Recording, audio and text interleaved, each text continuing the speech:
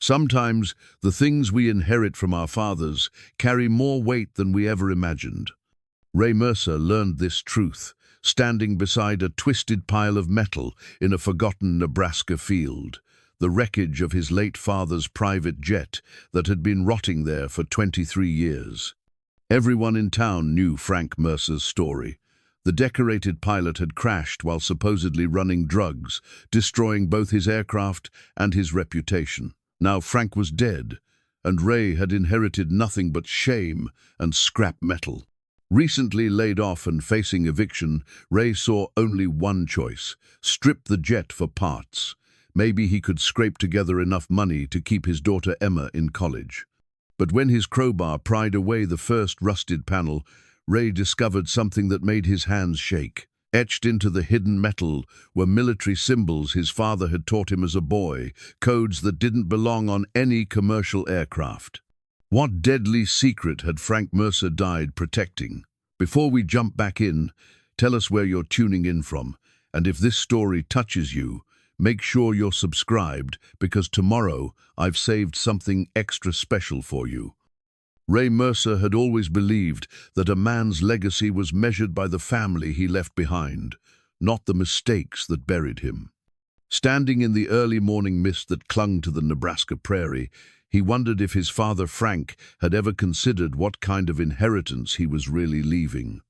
The eviction notice in Ray's back pocket crinkled as he shifted his weight, a constant reminder that he had exactly 17 days to come up with 3 months' back rent. At 52, Ray had never imagined he'd be starting over. The grain elevator where he'd worked for 15 years had closed permanently last month, another casualty of corporate consolidation that treated small-town workers like expendable machinery. His daughter Emma would be starting her sophomore year at the University of Nebraska in 6 weeks. The partial scholarship covered tuition, but room and board still required $8,000 he simply didn't have. Every night, he watched her pore over financial aid applications at their kitchen table. Her shoulders tight with worry, she tried to hide behind optimistic smiles. "You sure about this, Dad?" Emma had asked that morning as he loaded his toolbox into the rusted pickup truck. At 19, she possessed the kind of quiet strength that reminded Ray of her mother Sarah, the way she could face uncertainty without complaint, finding practical solutions where others saw only problems. "Sometimes the only way forward is through," Ray had replied, repeating one of the few pieces of wisdom his own father had shared before their relationship fractured completely. The Mercer family farm had been in foreclosure when Frank crashed his Cessna Citation in this very field 23 years ago. Ray was 29 then, recently married, trying to build a life that didn't depend on his father's increasingly erratic behavior. Frank had been drinking heavily, taking flying jobs that legitimate operators wouldn't touch, and rumors circulated about cargo runs to Central America that involved more than just medical supplies. The night Frank died, Ray was at the hospital with Sarah, who was in labor with Emma. He learned about the crash from a sheriff's deputy who interrupted the delivery to ask questions about his father's associates and whether Ray knew anything about drug trafficking. Ray had held his newborn daughter and sworn she would never know the shame of her grandfather's choices. But shame, Ray discovered, was an inheritance that compounded with interest. The people of Millbrook, Nebraska, had long memories for scandal. Frank Mercer's name became synonymous with everything wrong with taking shortcuts, with trying to get rich quick, with betraying the values that held small communities together. Ray grew up hearing whispers at the post office, seeing the subtle way conversations stopped when he entered rooms, feeling the weight of his father's reputation pressing down on his own attempts to build respectability. The wreckage had remained in the field all these years because the legal battles over Frank's estate had dragged on for decades. Federal investigators had seized everything else, the house, the bank accounts, even Frank's truck, but somehow missed the significance of the crashed jet itself. By the time the courts finally resolved the estate, everyone had forgotten about the twisted metal slowly disappearing into prairie grass and wild sunflowers. Ray approached the crash site now with the methodical patience of a man who understood that desperation made poor decisions. The Citation's fuselage had broken in 3 sections when it struck the ground, nose first, at what investigators estimated was nearly 200 miles per hour. The cockpit was completely destroyed, but the passenger compartment and cargo areas remained relatively intact beneath layers of rust and 23 years of Nebraska weather. Mrs. Henderson, who owned the adjacent property, had given Ray permission to remove the wreckage in exchange for cleaning up the site. She was 78 now, one of the few people in town who remembered Frank before his reputation soured, back when he was a decorated Air Force pilot who flew cargo missions in Vietnam. "Your daddy wasn't always the man people remember," she had told Ray the previous week, her weathered hands gripping a cup of coffee as they sat on her porch. "Frank Mercer saved my brother's life in Da Nang in 1971, flew a medical evacuation under enemy fire when no one else would take the risk. Sometimes good men make choices that look wrong from the outside." Ray had thanked her for the kindness, but 23 years of carrying his father's shame had made him cautious about hope. Still, as he set up his work area that morning, he found himself thinking about the military symbols etched beneath that first panel. Frank had taught him those codes during the brief period when they got along, back when Ray was 12, and still believed his father was a hero. The symbols were definitely military, specifically Air Force tactical communication codes used for classified operations. Ray remembered because Frank had made him memorize them as a game, claiming that a man never knows when he might need to communicate without words. At the time, it seemed like another one of Frank's dramatic stories about his service record. Now, Ray wondered what else his father might have been trying to tell him. The morning sun climbed higher as Ray organized his tools. He'd brought everything necessary for a complete dismantling: cutting torches, crowbars, socket wrenches, and a portable winch for removing larger sections. His plan was systematic start, with the most accessible exterior components, work his way toward the interior systems, and catalog anything that might have resale value. But as he began his second examination of the aircraft, Ray noticed details that didn't match his childhood memories of the crash scene. The passenger windows had been modified with thicker, darker glass. The door mechanisms showed signs of reinforcement beyond standard specifications. Most significantly, the cargo compartment was smaller than it should have been, suggesting that internal modifications had been made to create hidden spaces. Ray's hands found the crowbar and began working at a panel near the Citation's tail section. The metal groaned against 23 years of corrosion, but gradually gave way to reveal an interior space that should have housed standard avionics equipment. Instead, he discovered a custom-built compartment lined with waterproof material and sealed with military-grade latches. Inside the compartment, wrapped in oiled canvas, Ray found his father's pilot logbook. The logbook should have been seized by investigators, but somehow it had remained hidden in Frank's secret modification. Ray's hands trembled slightly as he opened the leather cover and saw his father's precise handwriting documenting flights that weren't supposed to exist. The entries began 3 months before the crash and covered flights to locations that didn't appear on standard navigation charts. Each entry included coded notations that Ray recognized as the military symbols Frank had taught him, but arranged in patterns that suggested messages rather than simple identification markers. As Ray read through the entries, a picture emerged that contradicted everything he'd believed about his father's final months. These weren't the desperate logs of a drug smuggler. They were the careful records of someone conducting systematic, highly organized operations that required precise timing and sophisticated planning. Emma's voice interrupted his concentration. "Dad, what did you find?" Ray looked up to see his daughter walking across the field, carrying a thermos of coffee and wearing the concerned expression that meant she'd been worrying about him. She had driven out from town in her beaten Honda Civic, probably using gas money she couldn't afford to spend. "I'm not sure yet," Ray said honestly, closing the logbook but keeping it in his hands. "But I think your grandfather might not have been the man everyone believed he was." Emma settled beside him on an overturned piece of fuselage, accepting the mystery with the same practical calm she'd inherited from her mother. At 19, she possessed a natural curiosity that Ray envied, the ability to approach problems without the weight of predetermined assumptions. "Tell me about the symbols you mentioned," she said, pouring coffee from the thermos and handing him the cup. "The military codes." Ray explained what he remembered from his childhood lessons with Frank, how the symbols were used for tactical communications during classified operations. Emma listened with the focused attention of someone trained to process complex information, a skill she'd developed through 2 years of engineering studies. "So if Grandpa Frank was using these codes in his logbook," Emma said thoughtfully, "he was either trying to hide something from investigators, or he was still involved in legitimate military operations that required secrecy." "That's what I'm wondering," Ray admitted.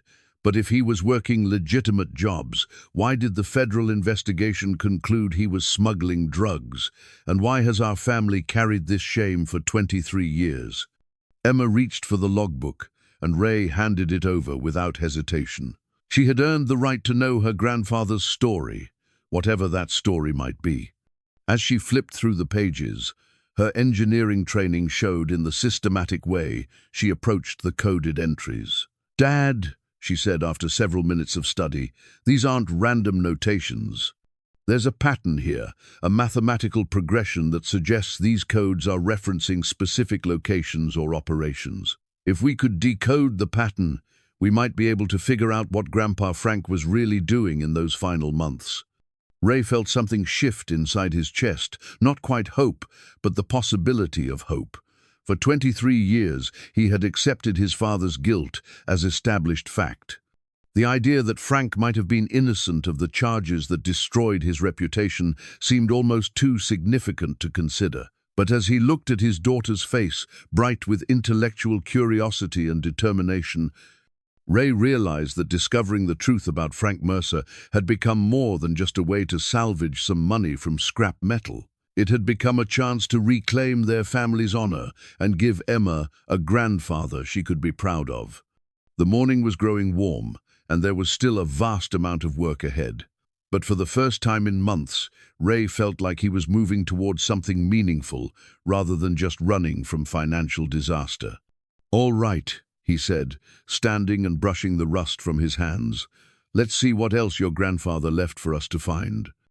Ray and Emma spent the rest of that first day carefully examining every accessible section of the crashed citation. What they discovered challenged everything Ray thought he knew about aircraft construction and his father's final flight. The modifications to Frank's jet were extensive and professional. Someone with significant resources and technical expertise had converted the standard passenger compartment into something resembling a mobile command center. Hidden beneath panels that looked original were communication equipment mounts, reinforced storage compartments, and wiring systems that suggested the aircraft had been configured for missions requiring real-time coordination with ground operations. "Dad, look at this," Emma called from near the citation's wing route, where she was examining what appeared to be a standard fuel access panel. "This isn't connected to the fuel system at all. It's another hidden compartment." Ray joined her with his flashlight and toolkit. The panel Emma had discovered required a specific sequence of movements to open, not the kind of mechanism that could be operated accidentally. Inside, they found a waterproof document case containing papers that made Ray's chest tighten with recognition and confusion. The documents were official, bearing government seals and classification stamps that looked authentic. But instead of the drug trafficking evidence Ray had expected to find, the papers described something called Operation Nightfall and referenced Frank Mercer as a contracted pilot for classified cargo retrieval missions.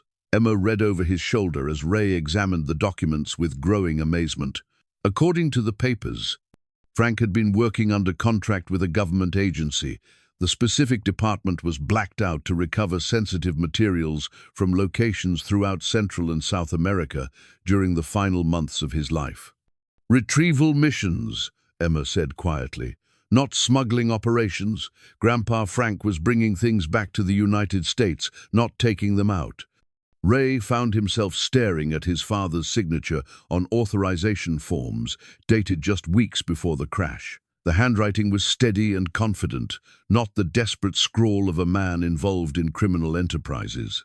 Moreover, the technical language in the document suggested operations requiring sophisticated planning and official approval at high levels of government.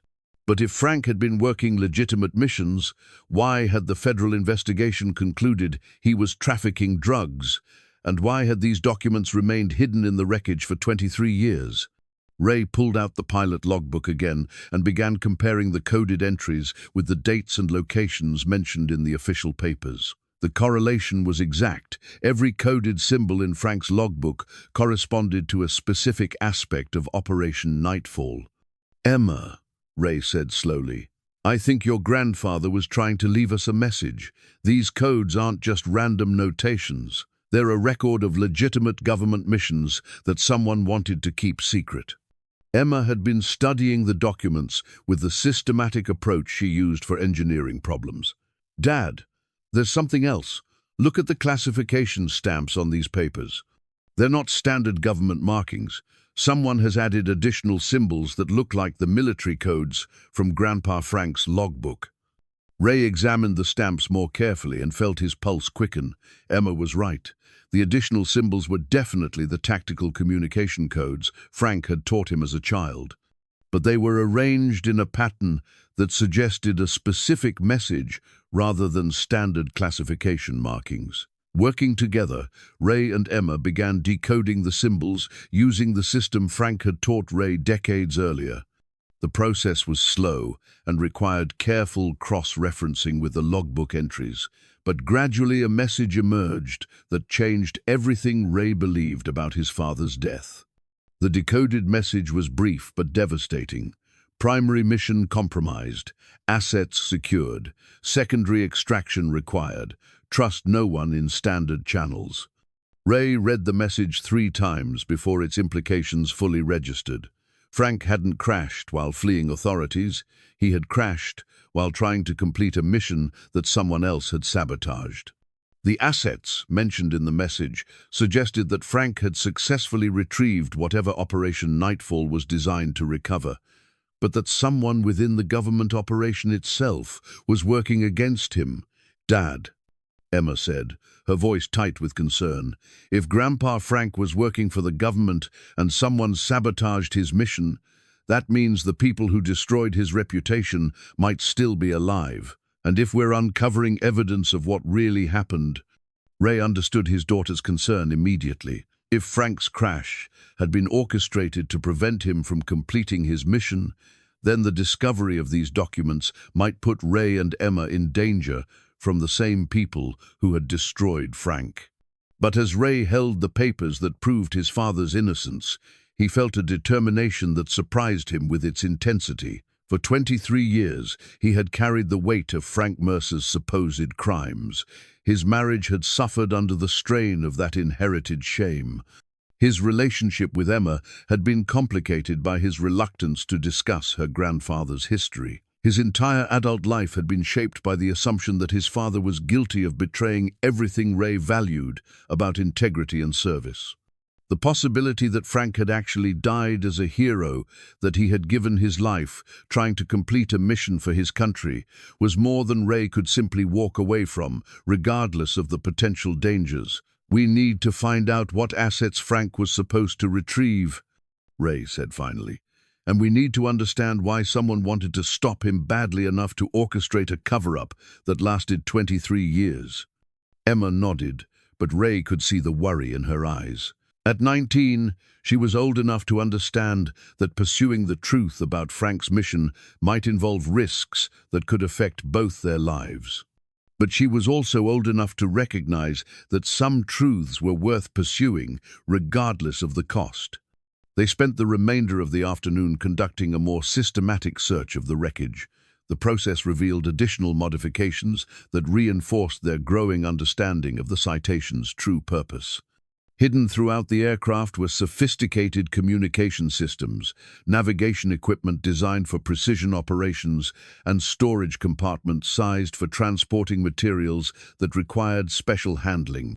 But the most significant discovery came when Emma noticed that one of the cargo compartment walls didn't match the others in thickness.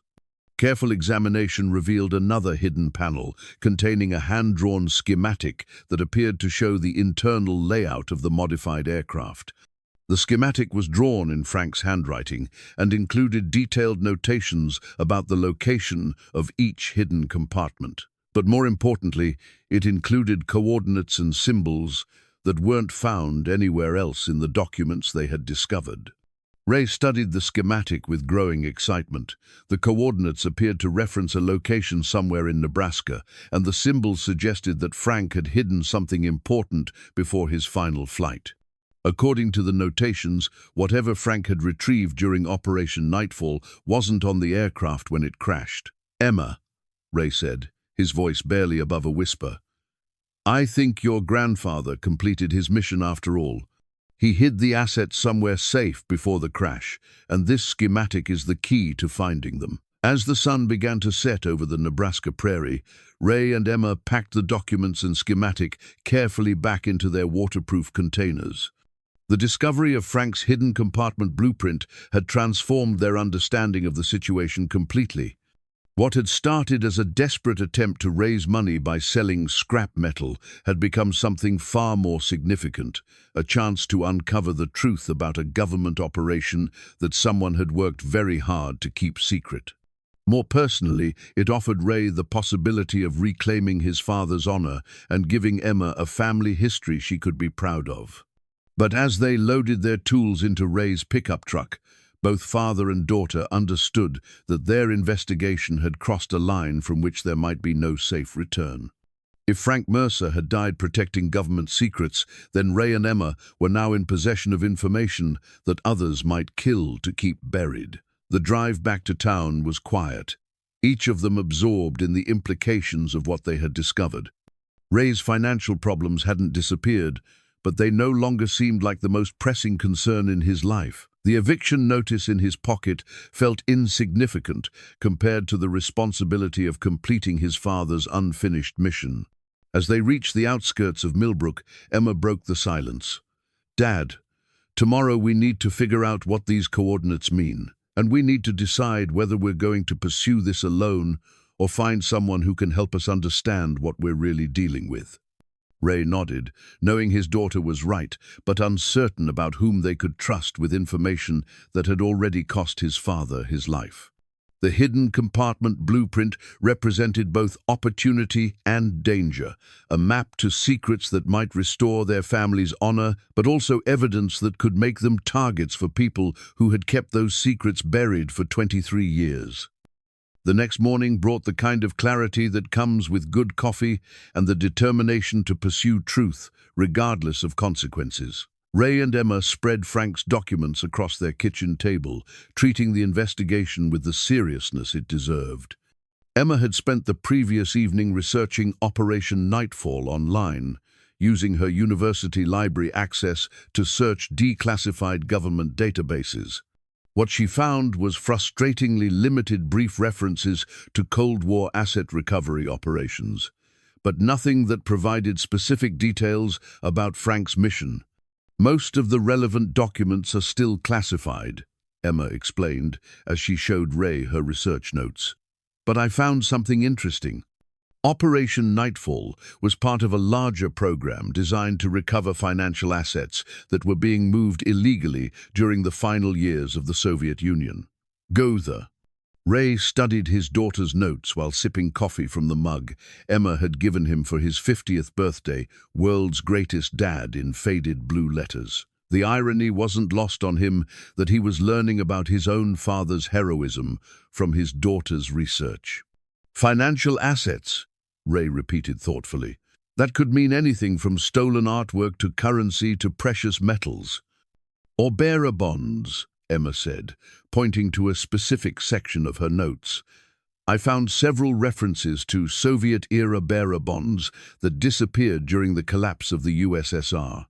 Apparently, some of these bonds were worth millions of dollars and could be cashed by anyone who possessed them, no questions asked. The possibility that Frank had been recovering stolen bearer bonds rather than trafficking drugs made perfect sense to Ray. Bearer bonds were the kind of high-value, portable assets that would require exactly the type of discreet transportation missions Frank had been conducting. But their research was interrupted by a knock at the front door that made both Ray and Emma freeze. In Millbrook, unexpected visitors usually meant either bad news or people selling something nobody wanted. Given the sensitive nature of their investigation, Ray approached the door with considerable caution. Through the window, he saw a man in his 70s standing on the porch, wearing a weathered flight jacket and holding a toolbox that had seen decades of hard use. Ray recognized him immediately, Tom Bradley, who had worked as a flight engineer at the regional airport for 40 years before retiring. Ray opened the door with curiosity rather than concern. Tom had known Frank before the scandal, and Ray remembered him as one of the few people in town who hadn't completely written off the Mercer family after the crash. "Morning, Ray," Tom said with the direct manner of a man who didn't believe in wasting time on small talk. "I heard you've been out at the crash site. Figured you might have some questions about your father's aircraft." Emma appeared beside Ray, and Tom nodded to her with the respectful manner he reserved for young people who showed intelligence and determination. "Miss Emma, I knew your grandfather pretty well. Flew with him on several occasions before he started taking those private contracts." Ray invited Tom inside, sensing that the older man had come for reasons more significant than casual conversation.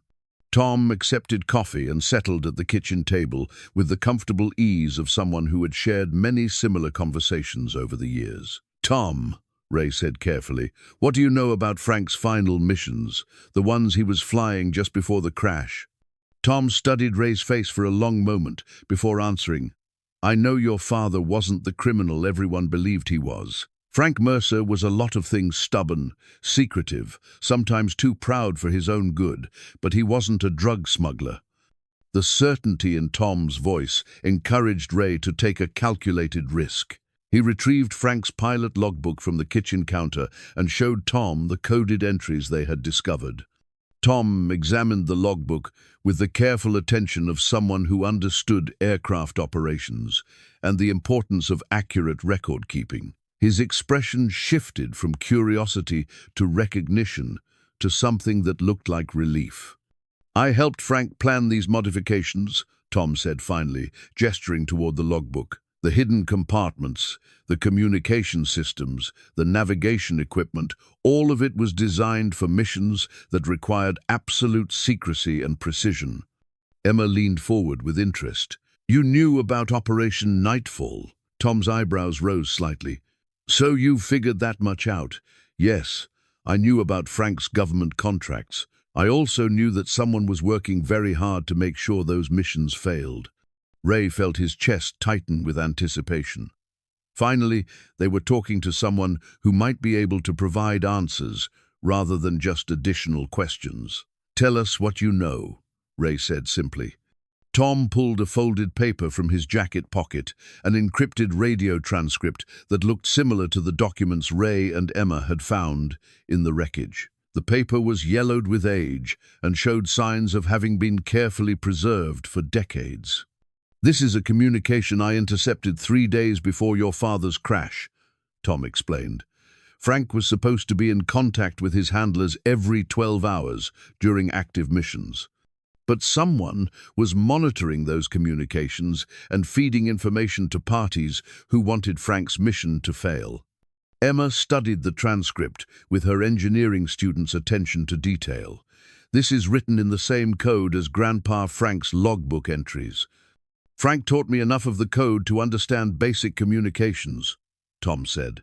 "This particular message warned Frank that his mission had been compromised and that he should abort immediately. But Frank was stubborn. He believed he could complete the retrieval and get out safely." Ray read over Emma's shoulder as she worked through the coded message. The transcript revealed a conversation between Frank and someone identified only as Control, discussing the status of recovered assets and concerns about surveillance by unauthorized parties. "Tom," Ray said slowly, "do you know what Frank was supposed to retrieve? The documents we found mention assets, but they don't specify what kind." Tom was quiet for a long moment, as if weighing the consequences of sharing information he had kept secret for 23 years. Finally, he pulled out a small photograph that showed Frank standing beside his citation with another man in military uniform. "Soviet bearer bonds," Tom said. "Specifically, bearer bonds that had been stolen from a bank in Moscow during the collapse of the Soviet Union. The bonds were worth approximately $200 million, and the CIA wanted them recovered before they could be sold to fund terrorist operations." The number hit Ray like a physical blow, $200 million. Even if Frank had successfully hidden the bonds before his crash, the discovery of that kind of money would change everything about Ray and Emma's financial situation. But Tom's expression suggested that the story was more complicated than simple treasure hunting. "The problem," Tom continued, "was that someone within the CIA operation wanted those bonds for themselves. Frank discovered the betrayal too late to abort the mission safely, but early enough to hide the bonds before the sabotaged crash." Emma looked up from the transcript with understanding dawning in her eyes. "The coordinates in the schematic they show where Grandpa Frank hid the bearer bonds." "That's my guess," Tom agreed.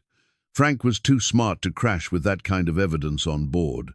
But he was also too honorable to let corrupt agents profit from stolen assets that were supposed to be recovered for the government." Ray felt a mixture of excitement and apprehension. The possibility of recovering $200 million was almost impossible to comprehend. But the knowledge that corrupt government agents had killed his father to steal those assets made the situation far more dangerous than simple financial opportunity. "Tom," Ray said, "if we pursue this, if we try to find where Frank hid the bonds, what kind of risks are we facing?" Tom's expression was serious but determined. "The same risks your father faced, but Frank died believing that someday someone would finish what he started. Maybe that someone is you." Tom's revelation about the bearer bonds transformed their investigation from family history research into something resembling a treasure hunt with life or death stakes. Over the next 3 days, Ray, Emma, and Tom worked together to decode Frank's remaining messages and map out the coordinates he had hidden in the aircraft schematic. The process required patience and careful cross-referencing between Frank's coded logbook entries, the government documents, and Tom's intercepted radio transcripts. Emma's engineering background proved invaluable for understanding the mathematical relationships between the coordinate systems Frank had used. Grandpa Frank was incredibly systematic, Emma observed as she plotted coordinates on a detailed map of Nebraska. He didn't just hide the bonds randomly, he chose a location that would be accessible but not obvious, secure but not impossible to find with the right information. Ray watched his daughter work with a mixture of pride and concern. Emma had inherited the Mercer family's determination, but she had also inherited their tendency to pursue difficult goals regardless of personal risk. At 19, she possessed the confidence to tackle complex problems, but perhaps not the life experience to fully appreciate the dangers they were facing.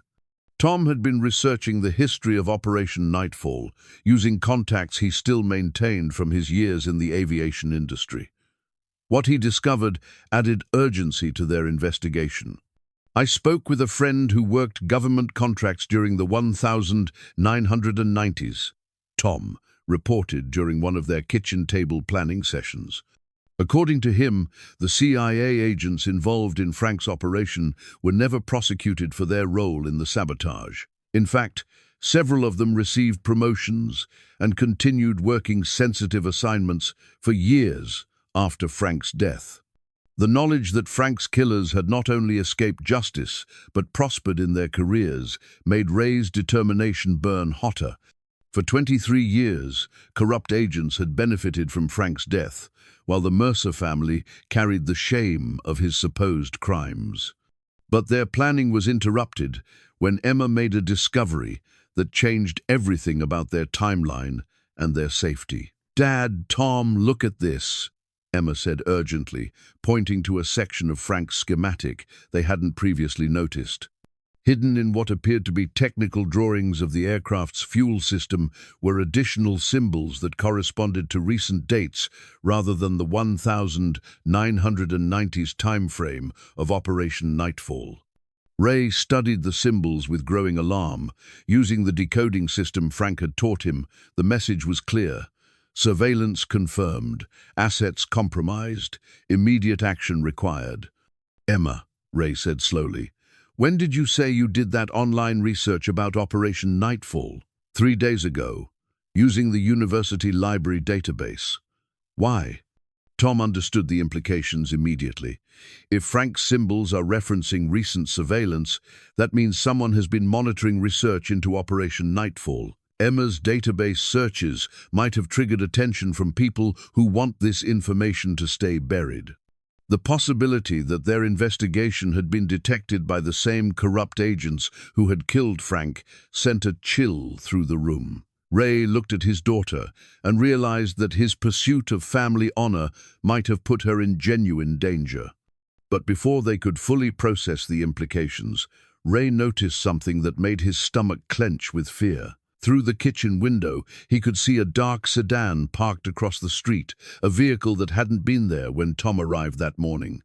"We have company," Ray said quietly, gesturing toward the window without making obvious movements. Tom looked carefully through the curtains and swore under his breath. "That's government plates. Whoever's in that car isn't from the local police." Emma moved to a different window and confirmed what they all feared. "There's another car at the end of the block. They're watching both directions." Ray's mind raced through their options. If corrupt agents had tracked their investigation, then Ray and Emma were facing the same people who had orchestrated Frank's death 23 years earlier. But running would mean abandoning any chance of recovering the bearer bonds and clearing Frank's name. "Tom," Ray said, "you know these people better than we do. What would they do if they believe we're getting close to finding Frank's hidden assets?" Tom's expression was grim but determined. "They'll try to eliminate the threat quietly, make it look like an accident, just like they did with your father. But they'll also want to recover any evidence we've found before they act." Emma had been studying Frank's schematic with renewed intensity. "Dad, I think I've figured out the coordinates. Grandpa Frank hid the bonds at the old grain elevator complex about 15 miles north of town, the one that's been abandoned since the 1980s. Ray knew the location, a cluster of concrete silos and storage buildings that had been part of a cooperative farming operation before economic changes made it unprofitable. The complex was isolated, accessible by back roads, and exactly the kind of place where someone could hide valuable assets without attracting attention. But the knowledge that they had decoded Frank's hiding place also meant that time was running out. If the surveillance team outside believed Ray and Emma were close to recovering the bonds, they would act soon. "We need to get to those coordinates before they do," Ray said. "But we also need to be smart about how we approach this. These people have been planning operations for decades. We can't outfight them, but maybe we can outthink them." Tom nodded agreement. "Frank always said that the best missions were the ones where you accomplished your objective before the enemy realized what you were doing. We need to recover those bonds and secure evidence of the conspiracy before they have a chance to stop us." Emma had found a torn piece of paper stuck between pages of Frank's logbook, a fragment that appeared to be part of an actual bearer bond. The fragment showed serial numbers, official seals, and a denomination of $10,000, providing concrete proof that Frank had indeed been transporting the stolen Soviet bonds. "This changes everything," Emma said, holding the bond fragment carefully. "We're not just investigating a family mystery anymore. We have physical evidence of a crime that's worth $200 million. Ray understood that his daughter was right. The bearer bond fragment transformed their situation from speculation to documented fact. But it also meant that they were now in possession of evidence that corrupt agents would kill to recover. As they watched the surveillance cars maintain their positions outside, Ray made a decision that surprised him with its clarity. For 23 years, he had lived with the consequences of his father's supposed crimes. He had allowed Frank's reputation to shape his own life, his marriage, and his relationship with Emma. But Frank Mercer had been a hero, not a criminal. He had died protecting assets worth $200 million from corrupt agents who wanted to steal them for personal gain. And now those same agents were threatening Frank's son and granddaughter. "All right," Ray said finally. "Tom, you know the back roads better than anyone. Emma, you understand the technical aspects of Frank's hiding system. Together, we're going to finish what my father started." Ray looked at his daughter and saw the same determination that had driven Frank to complete his mission despite overwhelming odds. Emma Mercer was 19 years old, brilliant, and absolutely committed to restoring her grandfather's honor. "Tomorrow morning," Ray continued, "we're going to recover those bearer bonds and expose the truth about Operation Nightfall. It's time to complete Frank Mercer's final mission." That evening, as the surveillance cars maintained their watch, Ray made one of the most difficult decisions of his life.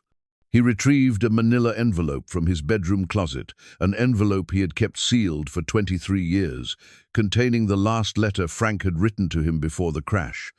Ray had never opened the letter. The night Frank died, a federal agent had delivered it, along with a warning that any communication from Frank Mercer was likely part of his criminal conspiracy. Ray was told that opening the letter could make him an accessory to federal crimes. For 2 decades, Ray had kept the envelope as a reminder of his father's failures. But now, with evidence of Frank's innocence spread across his kitchen table, Ray understood that the letter might contain crucial information for completing Operation Nightfall. Emma and Tom watched in respectful silence as Ray carefully opened the envelope with hands that trembled slightly. Inside was a single sheet of paper covered with Frank's precise handwriting, a letter that would change everything they understood about the situation.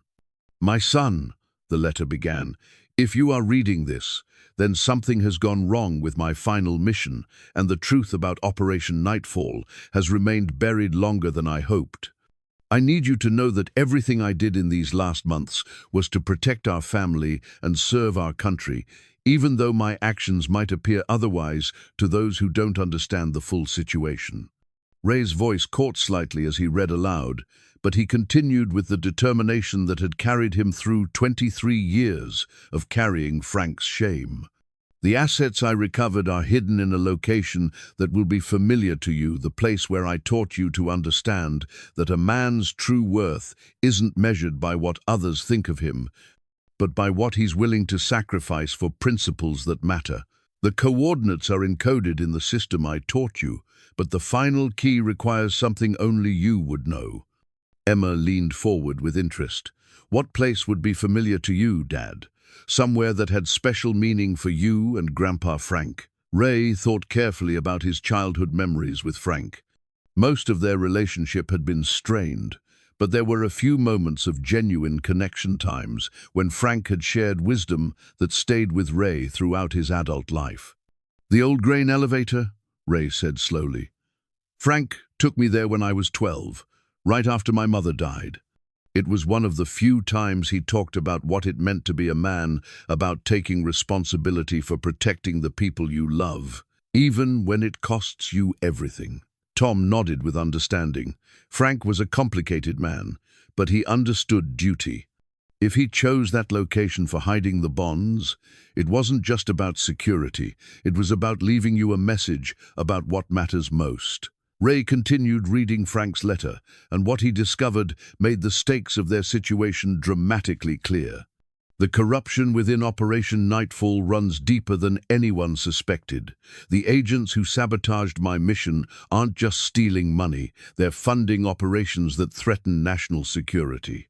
The bearer bonds I recovered were being sold to finance activities that could endanger thousands of innocent lives. Emma absorbed this information with the serious consideration it deserved. So this isn't just about clearing Grandpa Frank's name or recovering stolen money.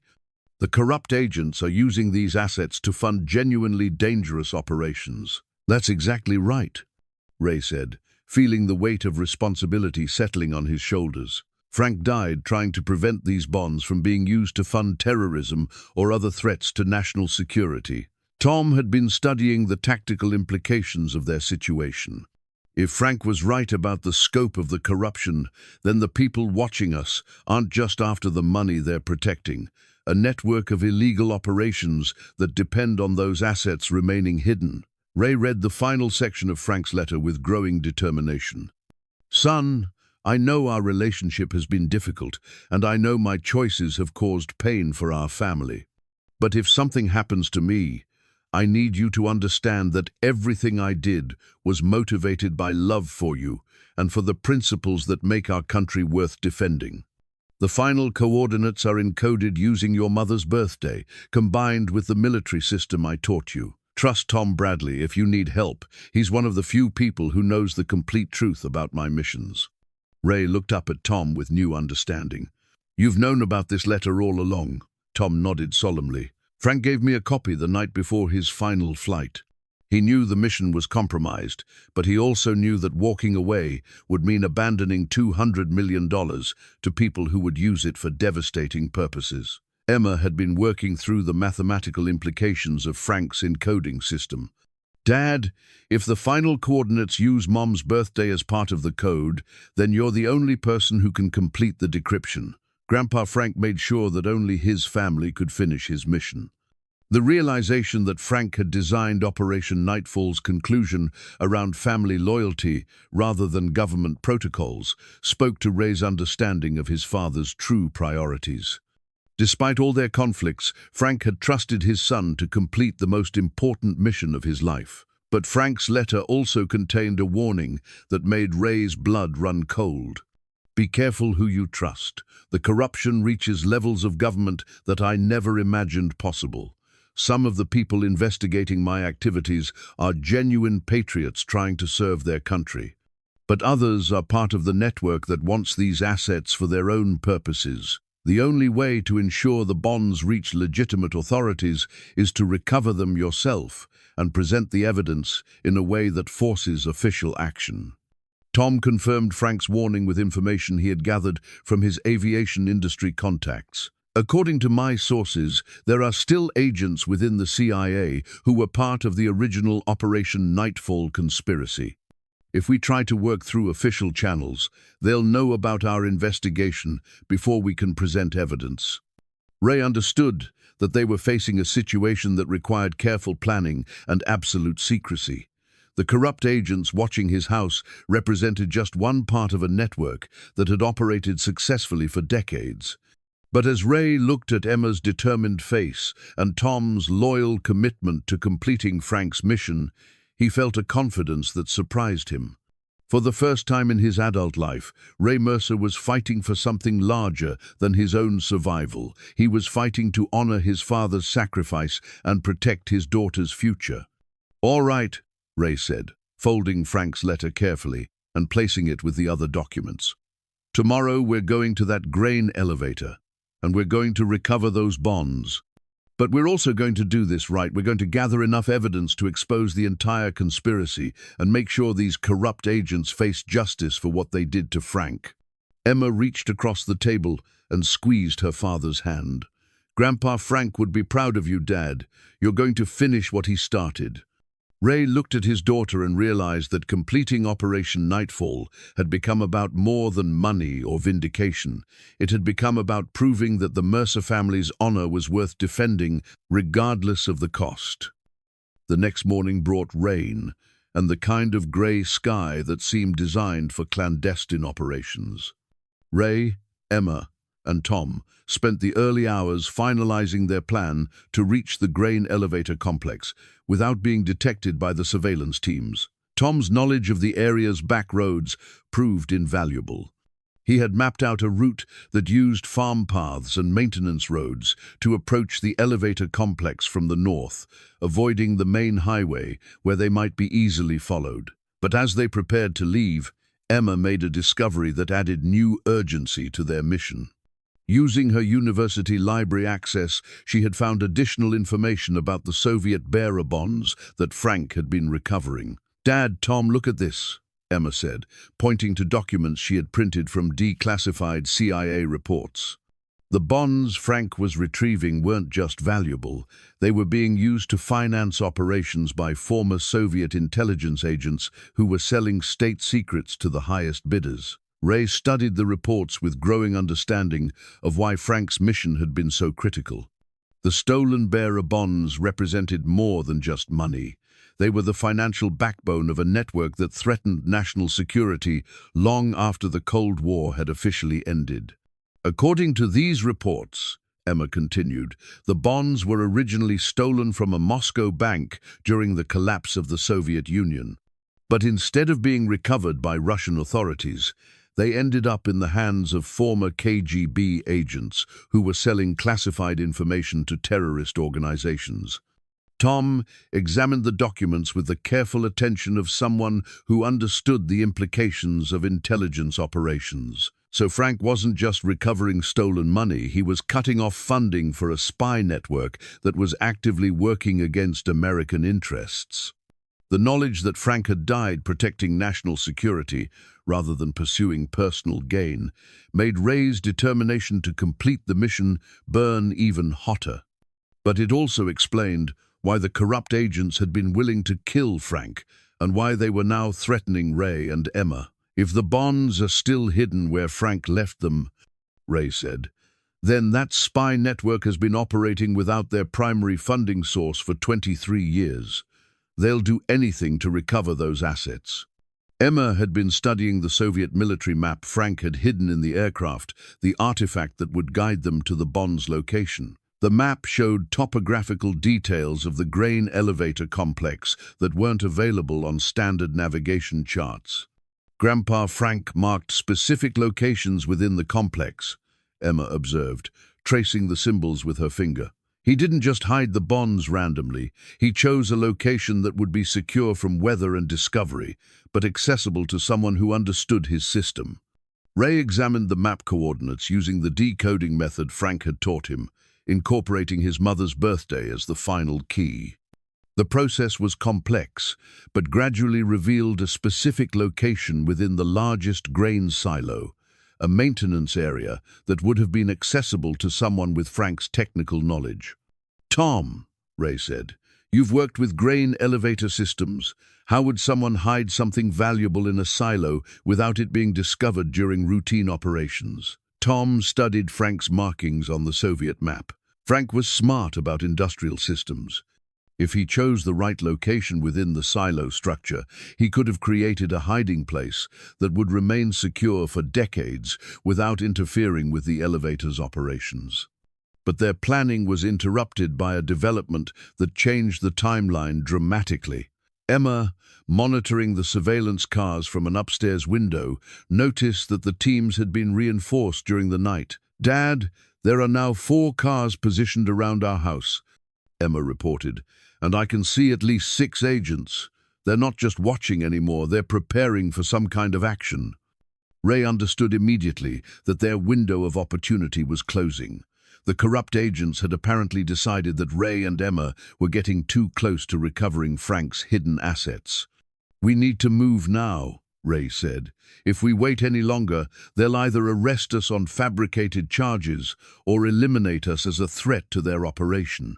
Tom had been preparing for this possibility.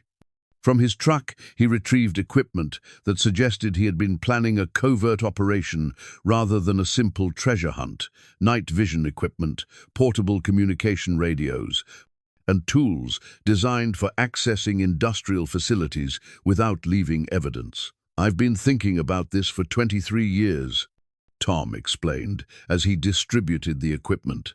"Frank trusted me to help finish his mission if something happened to him. I'm not going to let him down now." Emma accepted her radio and night vision gear with the calm competence she had inherited from both sides of her family.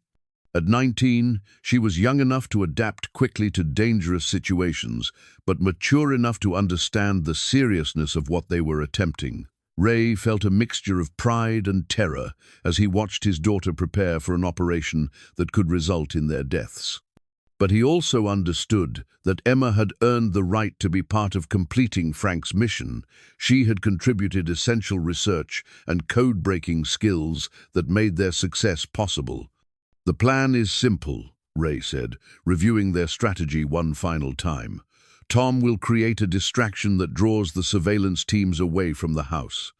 Emma and I will use that window to reach the grain elevator complex using the back roads.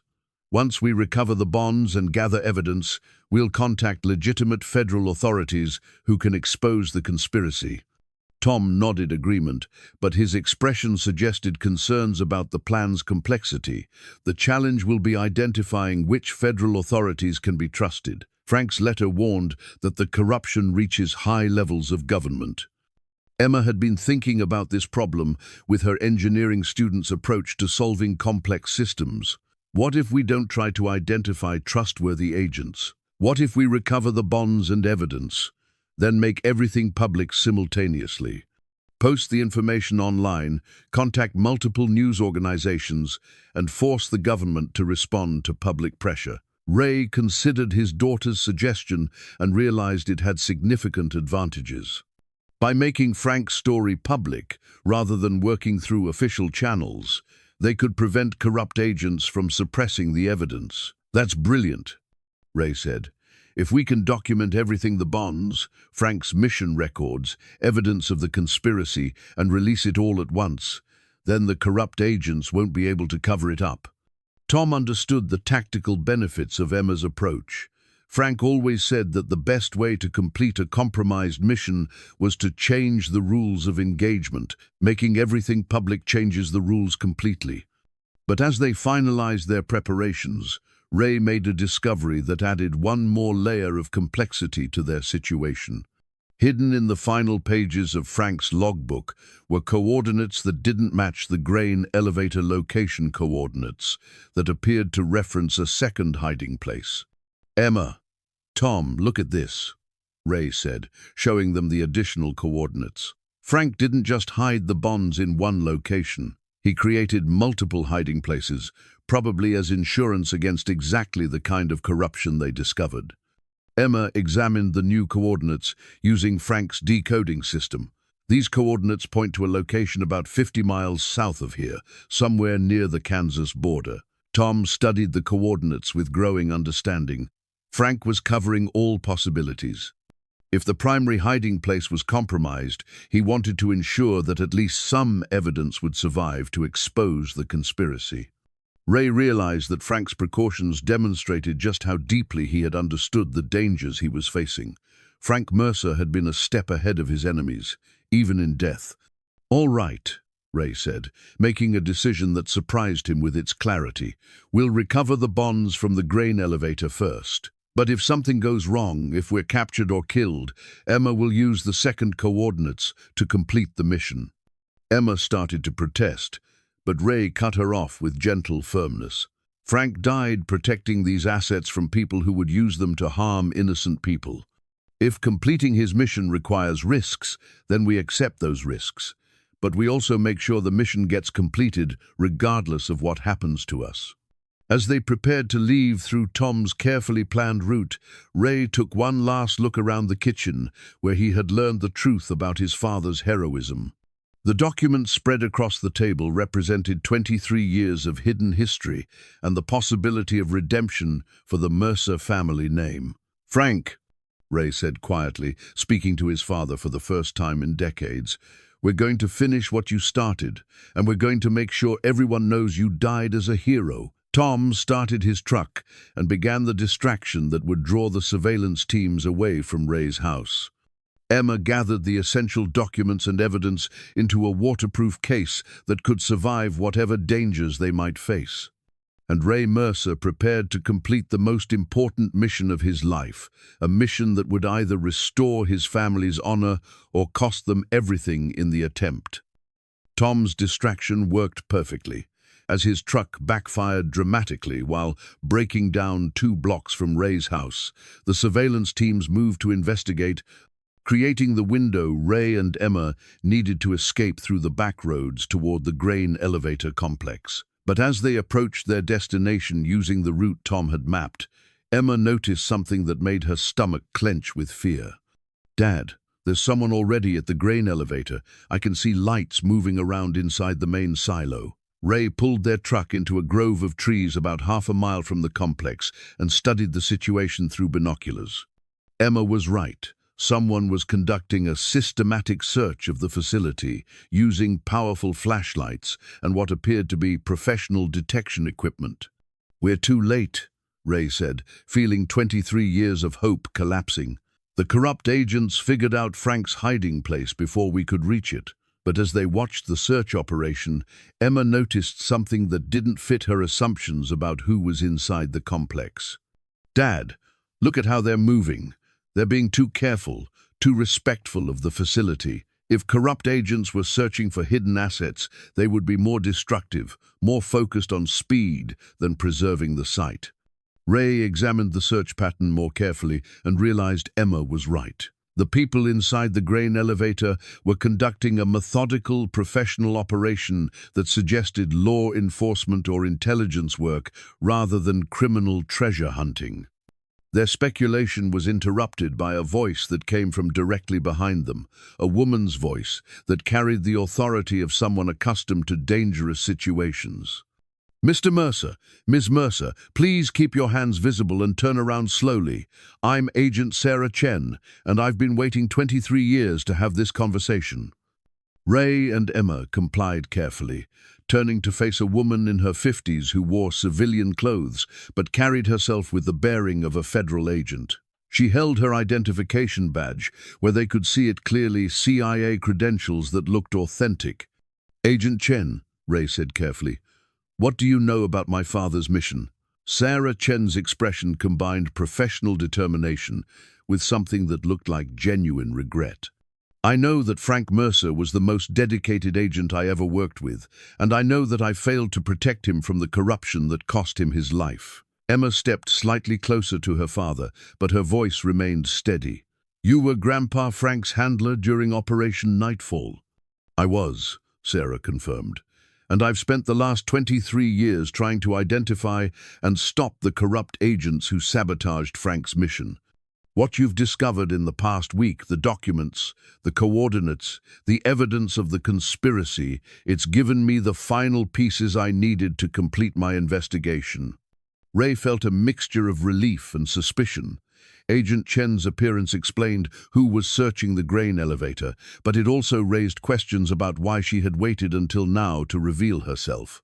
"Why didn't you contact us earlier?" Ray asked. "Why let us discover the truth on our own instead of explaining Frank's real mission from the beginning?" Sarah's answer revealed the complexity of the situation they had stumbled into. "Because I needed to be certain that you weren't part of the corruption network. The people who killed your father have infiltrated multiple levels of government.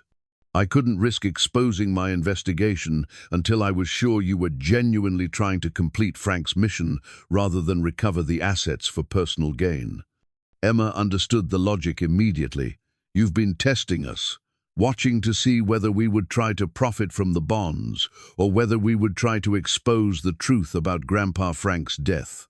"Exactly," Sarah confirmed. "And your actions over the past week have proven that you share Frank's commitment to serving the greater good rather than personal enrichment." Ray absorbed this information while studying Sarah's face for signs of deception. Everything about her manner suggested genuine respect for Frank and authentic regret about the circumstances of his death. "Agent Chen," Ray said, "what did you find in the grain elevator? Were Frank's bonds still hidden where he left them?" Sarah's expression shifted to something that looked like amazement, mixed with pride. "Your father was even more brilliant than I realized. The bonds weren't hidden in the grain elevator. They were never supposed to be there at all. Emma leaned forward with confusion. But the coordinates in Frank's schematic clearly pointed to this location. The coordinates pointed here because this is where Frank left the real treasure, Sarah explained. Not the bearer bonds themselves, but complete documentation of the corruption network that was trying to steal them. Sarah led Ray and Emma toward the grain elevator complex, where her team had set up a mobile command center. Inside, Ray saw displays that made him understand the true scope of Frank's final mission. The walls were covered with photographs, documents, and organizational charts that mapped out a conspiracy involving dozens of government officials, defense contractors, and foreign agents. At the center of it all was evidence that Frank had gathered during his final months, proof that the corrupt agents weren't just stealing money, but selling classified information to hostile foreign governments. Frank discovered that Operation Nightfall was being used as cover for a spy ring that had been operating for years, Sarah explained. The bearer bonds were just one part of a larger operation that involved selling military secrets, manipulating defense contracts, and compromising national security for personal profit. Ray studied the evidence with growing amazement at his father's courage and intelligence. Frank hadn't just been completing a recovery mission, he had been conducting a counterintelligence operation against traitors within his own government. "Where are the actual bearer bonds?" Emma asked, studying the displays with her systematic approach to complex problems. Sarah smiled for the first time since introducing herself. "That's the brilliant part of Frank's plan. He never intended to recover the bonds for the government, he intended to destroy them completely, cutting off funding for the spy ring permanently." Emma understood the implications immediately. Grandpa Frank completed his mission after all. He eliminated the assets that were being used to fund operations against American interests. But he also preserved enough evidence to expose everyone involved in the conspiracy, Sarah added. "The documentation he gathered and hid here is sufficient to prosecute dozens of people for treason, espionage, and corruption." Ray felt a pride in his father that overwhelmed his previous feelings of shame and abandonment. Frank Mercer hadn't just been innocent of the crimes attributed to him. He had been a hero who sacrificed his life to protect national security. "Agent Chen," Ray said, "what happens now? How do we make sure Frank's sacrifice leads to justice for the people who killed him?" Sarah's answer revealed that Frank's mission was finally approaching completion. Tomorrow morning, simultaneous arrests will take place in 7 cities. Based on Frank's evidence and the additional investigation we've conducted over the past 23 years, we're going to dismantle the entire corruption network. Emma looked at the evidence displays with satisfaction that her grandfather's work would finally receive the recognition it deserved. "What about clearing Grandpa Frank's name publicly, making sure everyone knows he was working for the government instead of against it?" "That's already being arranged," Sarah assured her. "Frank Mercer will receive a posthumous Medal of Honor for his service to the country. His official record will reflect the truth about his final mission and his ultimate sacrifice." Ray realized that his family's 23 years of carrying Frank's shame were finally ending. But more importantly, Frank's death had not been in vain. His courage and intelligence had led to the exposure of a conspiracy that threatened the security of the nation he had served his entire life. As they prepared to leave the grain elevator complex, Sarah handed Ray a CIA identification badge that had belonged to Frank, the artifact that represented his true allegiance and ultimate sacrifice. "Your father was one of the finest agents this country has ever produced," Sarah said solemnly. "It's time the world knew that Frank Mercer died as a hero." The revelation that Frank had completed his mission by destroying the bearer bonds rather than hiding them should have brought closure to Ray and Emma's investigation. But Sarah Chen's next words made it clear that their most dangerous challenge was still ahead. "The corrupt agents who killed your father don't know that Frank destroyed the bonds," Sarah explained as they studied the evidence displays in the mobile command center. "They've spent 23 years believing that $200 million is still hidden somewhere, waiting to be recovered." Emma understood the implications immediately. So they're still actively searching for assets that don't exist anymore. Exactly, Sarah confirmed. And your investigation over the past week has convinced them that you're close to finding Frank's hiding place. They're preparing to take action to stop you from recovering what they believe are the bonds. Ray felt a chill as he realized that clearing Frank's name hadn't eliminated the danger to his family. What kind of action are we talking about? Sarah's expression was grim but determined, the same kind they used against your father. They'll try to make your deaths look accidental while recovering any evidence you found about Frank's mission. Vidisresent. Tom arrived at the grain elevator complex just as Sarah was explaining the continuing threat. His distraction had successfully drawn the surveillance teams away from Ray's house, but he brought news that made their situation more urgent. The agents watching Ray's house weren't just conducting surveillance, Tom reported. They were preparing for a raid. I saw them unloading equipment that suggested they were planning to search the property and eliminate any evidence of Ray and Emma's investigation. Sarah nodded grimly. That confirms what we suspected. The corruption network has decided that the Mercer family represents an immediate threat that needs to be eliminated. Emma had been studying Sarah's evidence displays with her engineering students' attention to detail. Agent Chen, if the corrupt agents are planning to kill us, why don't you just arrest them? You have Frank's evidence and 23 years of additional investigation.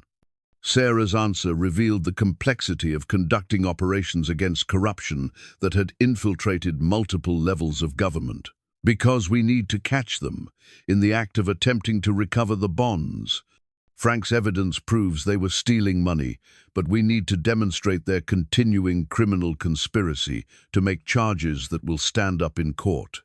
Ray understood immediately. You want to use us as bait.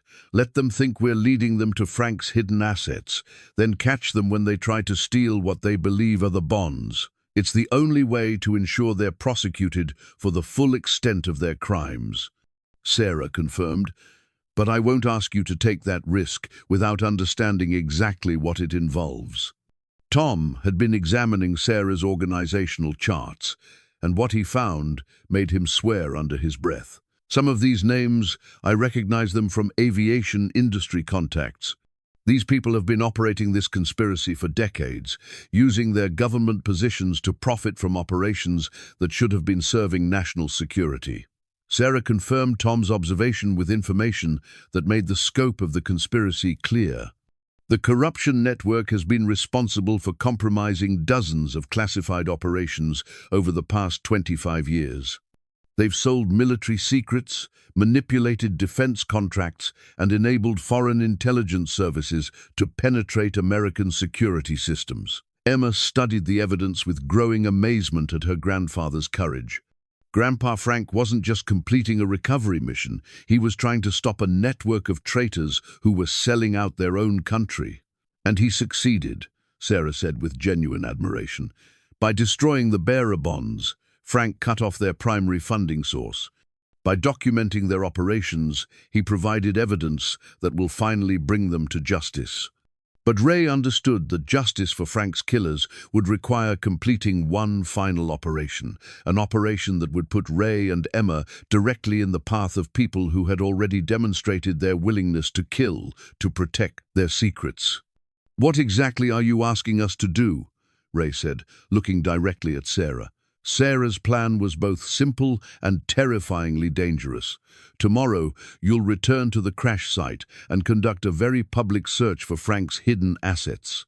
We'll make sure the corrupt agents know exactly where you are and what you're looking for. When they come to steal what they believe are the bonds, my team will be in position to arrest them. Emma considered the plan with the systematic approach she used for engineering problems.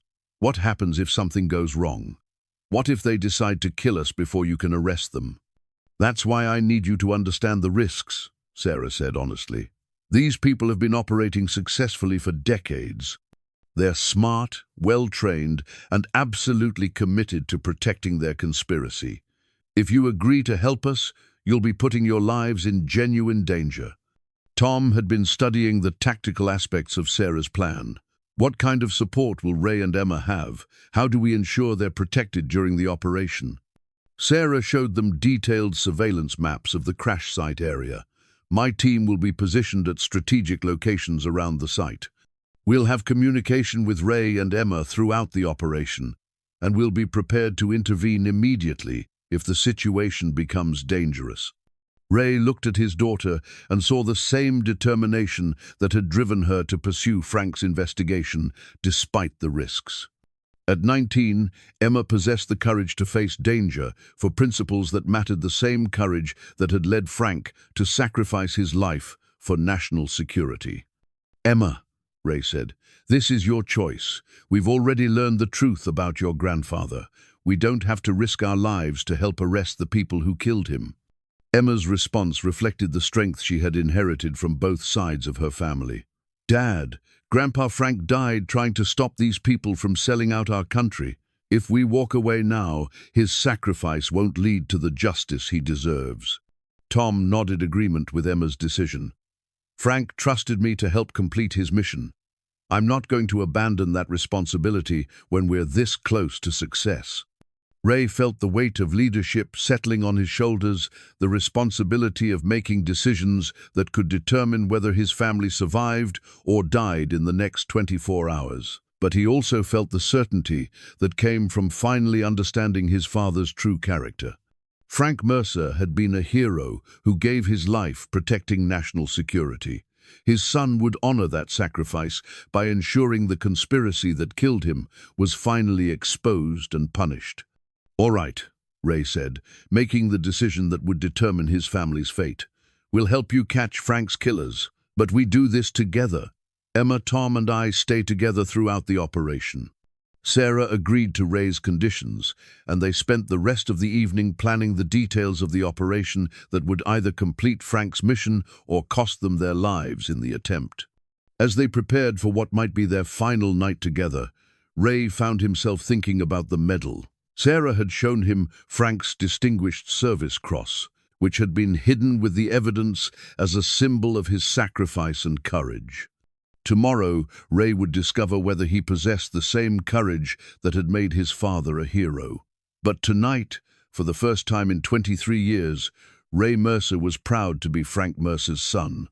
"Frank," Ray said quietly, speaking to his father across the decades that had separated them, "tomorrow we finish what you started, and we make sure everyone knows you died as a hero." Emma squeezed her father's hand, and Tom nodded with the loyalty he had maintained for 23 years. Together, they would complete Frank Mercer's final mission and ensure that his sacrifice led to the justice he had died trying to achieve.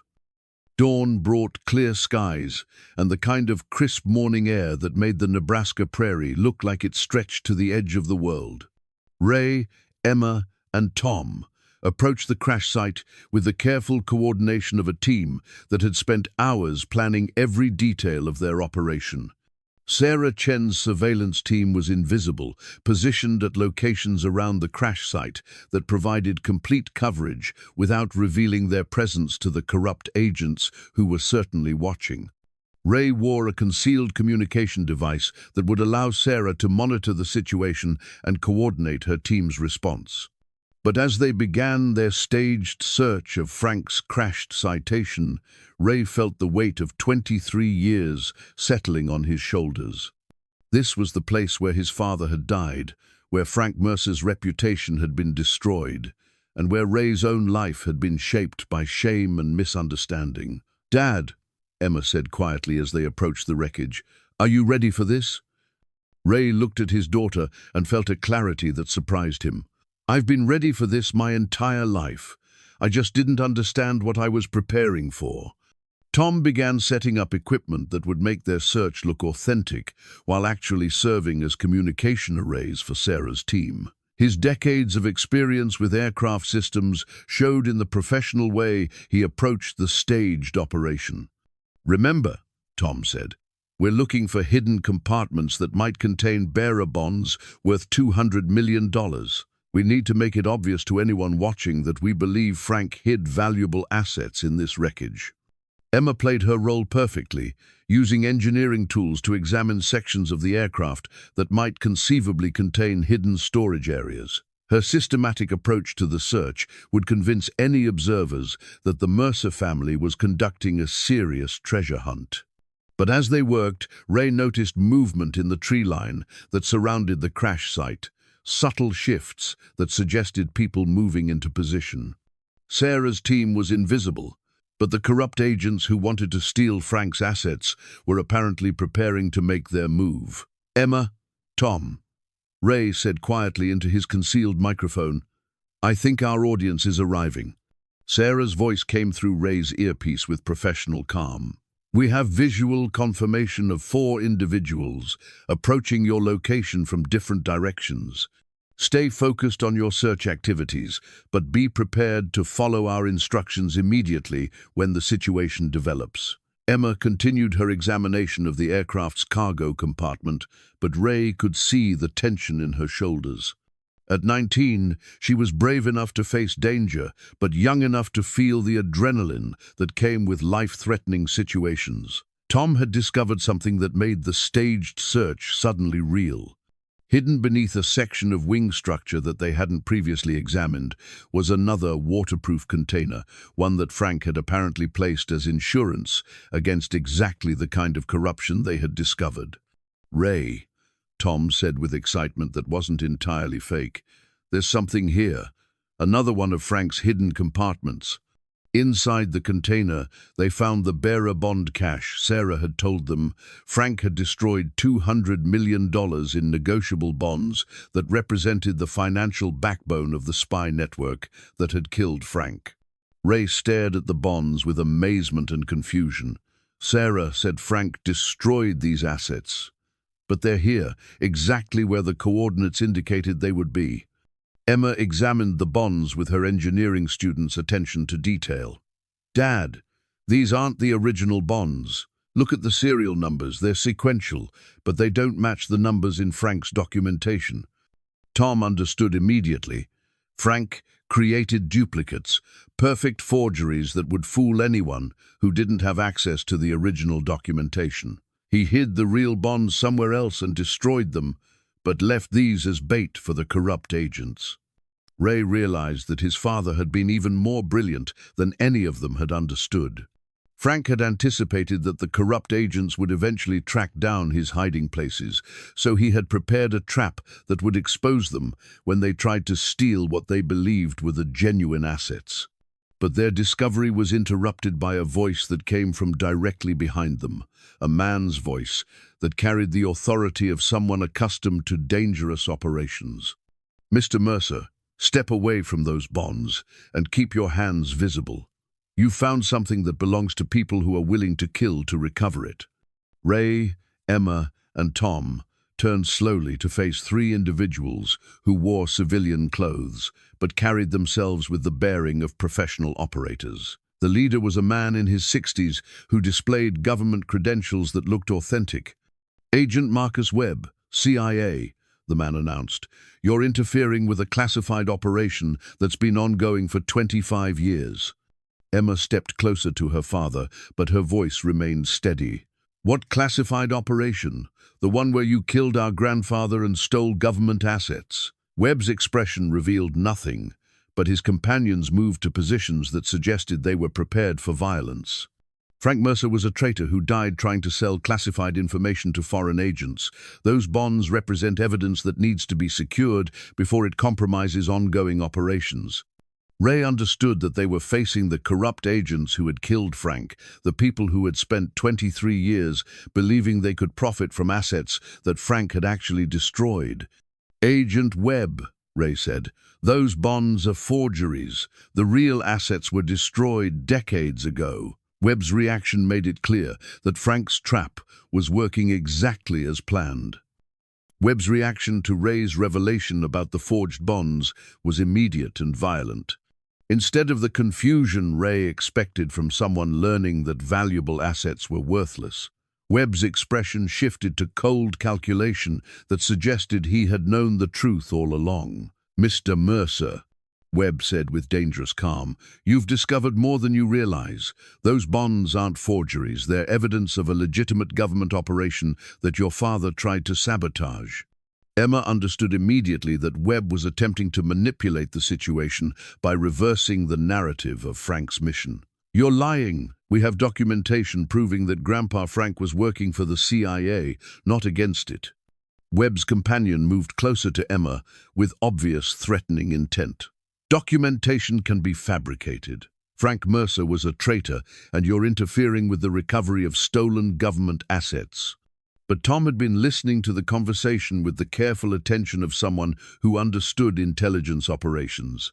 "Webb, you're making a mistake.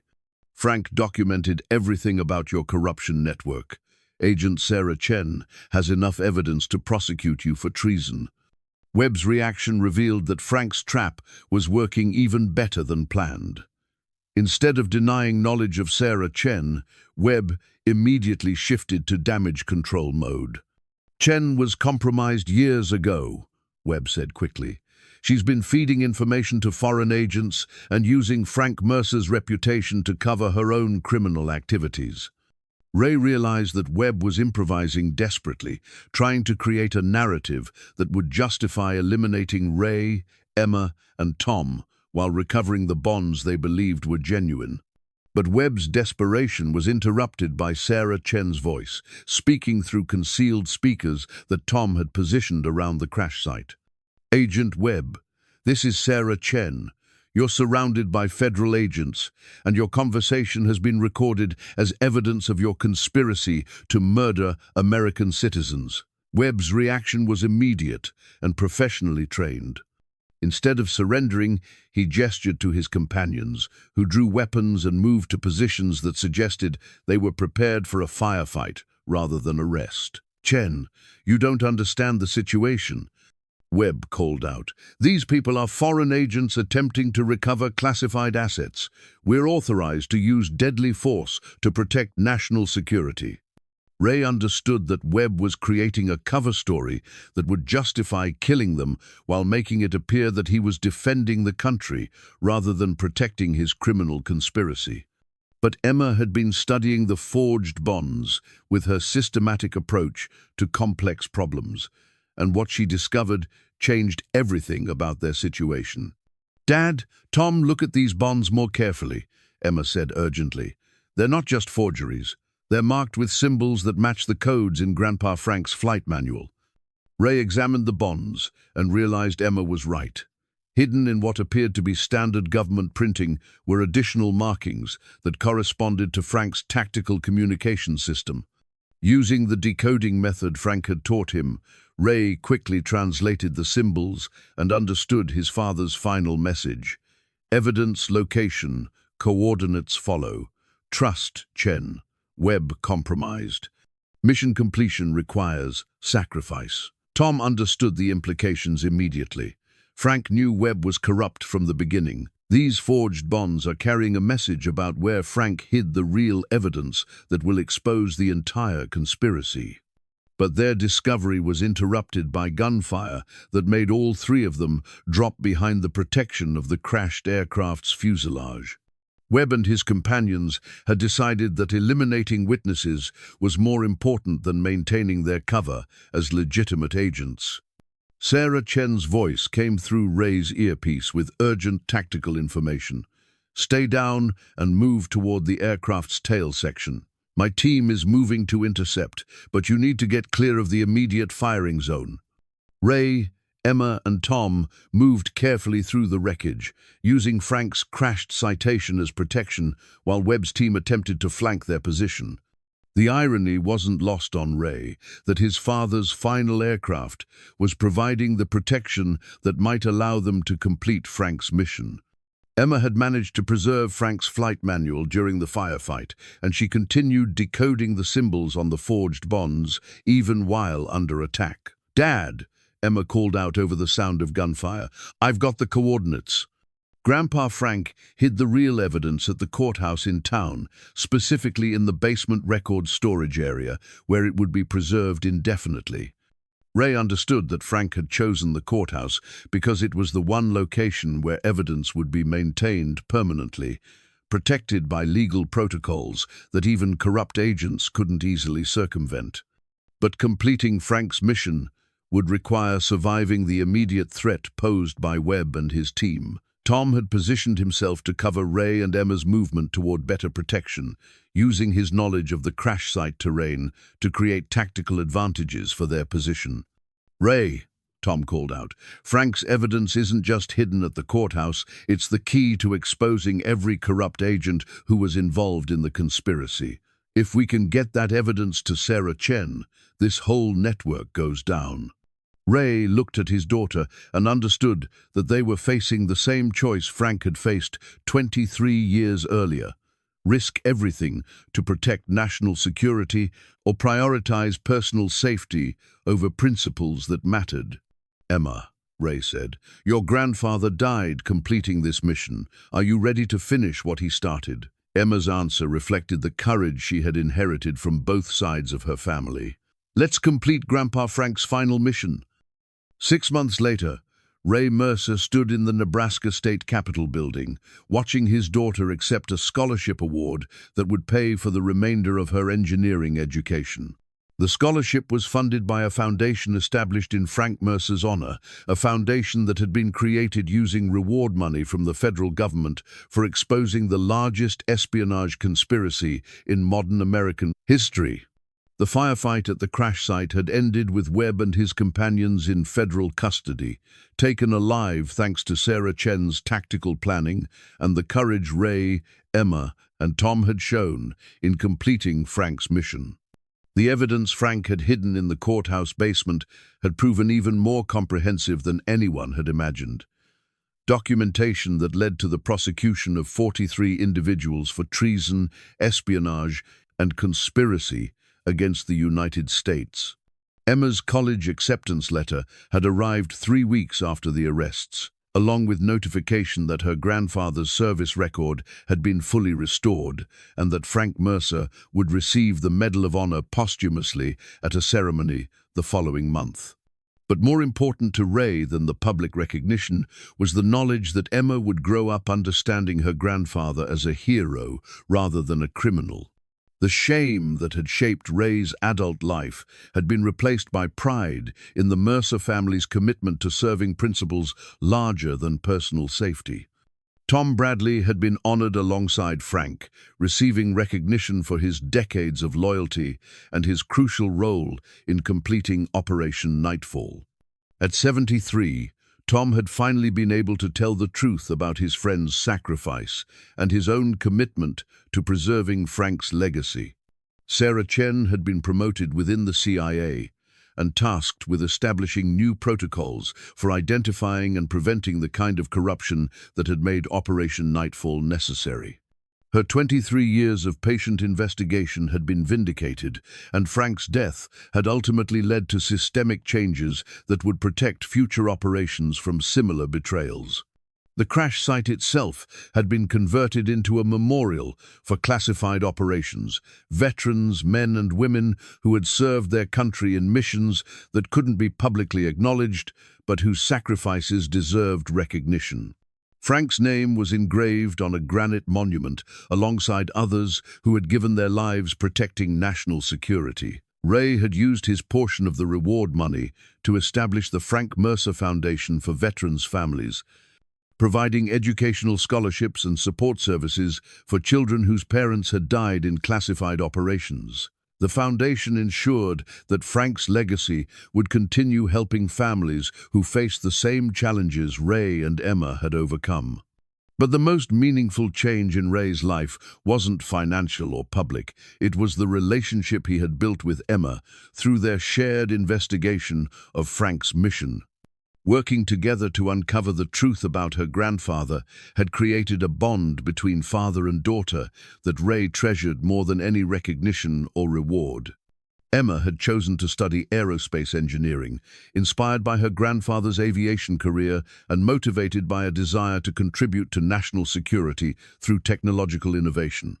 Her professors at the University of Nebraska recognized her exceptional analytical skills and her mature approach to complex problems, qualities she had developed through her role in exposing the Operation Nightfall conspiracy. Ray had returned to work at a different grain elevator, but his perspective on employment had changed completely. Instead of viewing his job as merely a way to pay bills, Ray understood that honest work contributed to the agricultural systems that fed the nation work, that connected him to the same spirit of service that had motivated Frank's sacrifice. The eviction notice that had driven Ray to search the crash site in the first place seemed like an artifact from a different lifetime. The small house where Ray and Emma had decoded Frank's messages had been paid off completely, providing them with the financial security that allowed Emma to focus on her studies without worrying about family survival. Mrs. Henderson, who had given Ray permission to search the crash site, had lived to see Frank's vindication and had become one of the most vocal advocates for honoring veterans whose service couldn't be publicly acknowledged during their lifetimes. At 79, she maintained the crash site memorial with the dedication of someone who understood the importance of preserving history for future generations. On this particular afternoon, as Ray watched Emma accept her scholarship award, he reflected on the lessons he had learned about inheritance and legacy. For 23 years, he had believed that fathers passed on their failures to their children, that Frank's disgrace would forever shape Ray's opportunities and Emma's future. But completing Frank's mission had taught Ray that inheritance was more complex than reputation or financial assets. Frank had passed on courage, intelligence, and commitment to principles that mattered more than personal safety. Those qualities had been present in Ray all along, waiting for circumstances that would reveal them. Emma joined Ray after the ceremony, wearing the same determined expression that had characterized her approach to decoding Frank's messages. At 19, she had already accomplished more in service to her country than most people achieved in entire careers. "Dad," Emma said, "I've been thinking about Grandpa Frank's letter, the one where he said that a man's worth isn't measured by what others think of him, but by what he's willing to sacrifice for principles that matter." Ray nodded, understanding that Emma was working through the same questions about legacy and responsibility that had shaped Ray's adult life. "What conclusion have you reached?" Ray asked, genuinely curious about his daughter's perspective. Emma's answer reflected the wisdom she had gained through their shared experience. "I think Grandpa Frank's real inheritance wasn't the mystery he left for us to solve. It was the example he set of choosing courage over safety when our country needed someone to take risks for the greater good." Ray felt a pride in his daughter that connected him across the decades to Frank's own pride in his family. Emma Mercer understood that true legacy was measured by character rather than circumstances, by choices rather than outcomes. As they walked together toward the parking lot, Ray noticed that Emma was carrying a folder containing information about advanced aerospace engineering programs that specialized in classified government projects. "Planning to follow in Frank's footsteps?" Ray asked, with a mixture of pride and concern. Emma's smile carried the same determination that had driven her to pursue the truth about her grandfather, despite the dangers involved. "I'm planning to build on Grandpa Frank's foundation. He served his country through aviation and intelligence work. I want to serve through engineering systems that make operations like his safer and more successful." Ray understood that Emma had found her calling through their investigation of Frank's mission, that discovering her grandfather's heroism had inspired her own commitment to serving something larger than personal ambition. That evening, as they sat on the porch of the house that Frank's sacrifice had saved from foreclosure, Ray and Emma talked about the future with the kind of open communication that their shared experience had made possible. "Dad," Emma said as they watched the sunset over the Nebraska prairie, "do you think Grandpa Frank knew that his mission would eventually bring our family together?"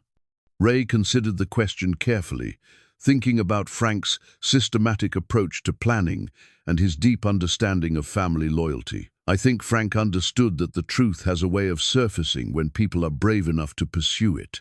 He left us the tools we needed to complete his mission, but he also trusted us to choose courage when the situation required it." Emma nodded with satisfaction. "Then we honored his trust. We chose courage, and we completed his mission. Ray looked at his daughter and realized that Frank Mercer's legacy would continue for generations, not through the shame and mystery that had characterized Ray's adult life, but through the courage and integrity that Emma would carry into her own service to the country Frank had died protecting. As the stars appeared over the crash site memorial visible in the distance, Ray Mercer finally understood what his father had been trying to teach him all along. That inheritance is not about the past, but about the future, not about what we receive from those who came before us, but about what we choose to pass on to those who will come after. Frank Mercer had given his life to protect national security. His son had completed the mission Frank couldn't finish. And his granddaughter would build on that foundation to serve the same principles that had motivated Frank's ultimate sacrifice. Sometimes the things we inherit from our fathers carry more weight than we ever imagined.